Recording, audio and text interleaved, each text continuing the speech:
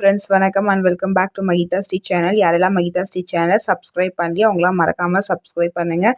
நீங்கள் வந்து ஒர்க்கிங் உமனா, அதே மாதிரி உங்கள் பசங்களை மார்னிங் வந்து சாதம், சாம்பார், பொரியல் இதெல்லாம் செஞ்சு பேக் பண்ண லேட் ஆகுதா? ஸோ நோ டென்ஷன், லெஸ் ஒர்க்கில் சட்டுன்னு ஈஸியாக பண்ணலாம். நிறைய காய்கறியெல்லாம் போட்டு செய்யலாம். வாங்க வீடியோக்குள்ளே போகலாம். நாம் இன்றைக்கி என்ன சமையல் செய்ய போகிறோம் அப்படின்னாக்கா வெஜ் புலாவ் மசாலா தான் பார்க்க போகிறோம். வாங்க வீடியோக்குள்ளே போகலாம். அதுக்கு முன்னாடி யாரெல்லாம் மகிதா ஸ்ரீ சேனலை சப்ஸ்கிரைப் பண்ணி அவங்களாம் மறக்காமல் சப்ஸ்கிரைப் பண்ணுங்கள்.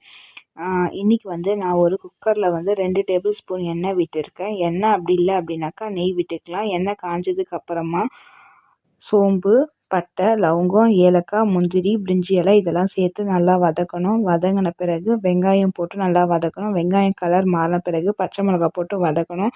பச்சை வாசனை போன பிறகு இஞ்சி பூண்டு பேஸ்ட்டு போட்டு நல்லா வதக்கணும்.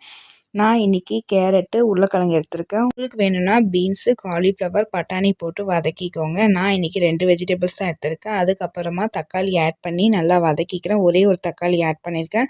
உப்பு தேவையான அளவு போட்டுக்கோங்க. நான் இன்றைக்கி 2 டேபிள் ஸ்பூன் வந்து புலாவ் மசாலா போட்டிருக்கேன். நான் 1 கப் அரிசிக்கு இன்றைக்கி வந்து நான் 3 டம்ளர் தண்ணி எடுத்திருக்கேன். 3 விசில் வந்த பிறகு வெளியில் எடுத்துட்டு கொத்தமல்லி தூவி இறக்கணும். அப்படின்னாக்கா வெஜ் புலாவ் ரெடி ஆயிடுச்சு. உங்கள் குழந்தைக்கு எல்லா வகையான வெஜிடபிள்ஸுமே கிடச்சிடும் அட் எ டைமில். ஸோ நீங்கள் இந்த மாதிரி ட்ரை பண்ணி பாருங்கள். உங்கள் குழந்தைங்களும் விரும்பி சாப்பிடுவாங்க. உங்களுக்கு இந்த வீடியோ பிடிச்சிருந்தா லைக் பண்ணுங்கள், ஷேர் பண்ணுங்கள். மறக்காம மகிதா ஸ்ரீ சேனல் சப்ஸ்கிரைப் பண்ணுங்கள். தேங்க்ஸ் ஃபார் வாட்சிங்.